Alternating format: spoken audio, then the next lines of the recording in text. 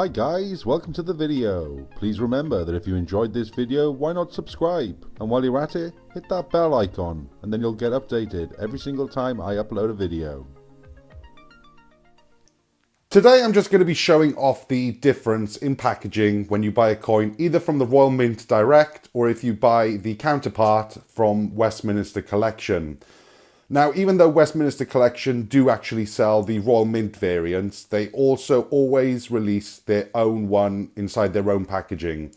Personally, I like to buy the ones from Westminster Coins just because they're a little bit cheaper, as well as buying the Royal Mint versions, but I tend to take the ones out of the Westminster packaging when I'm adding them to things like my date run, just because it's a little bit cheaper and you never actually really want to rip the coin out of a Royal Mint packaging set. So first of all, we're going to have a look at the 2017 Peter Rabbit coin.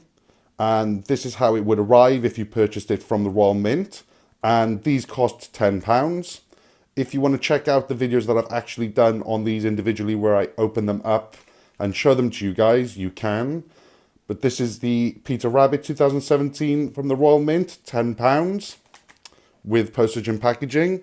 And then this here is its counterpart from Westminster Collection, and as you see, it just comes in this little packet here, and you can see the front and back of the coin, and there's the change checker emblem. Check out this website, it's really good. You can swap coins on there, but this costs £3.99 plus postage and packaging. But like I said, the packaging isn't great, but it's good that if you're making update runs, you can just rip it out of there, because that's too much of a good presentation to ever rip the coin out. So that there is the Peter Rabbit coin.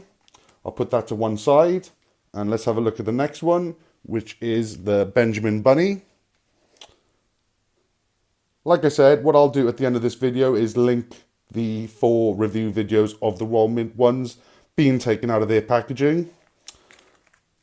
The nice thing about the Westminster ones is that you can see the obverse and reverse of the coin in the packaging, whereas you'd actually have to open up the coin in the Royal Mint packaging to have a look at that. Then we get on to the Kitten Coin. And again, let's have a look at the back of these.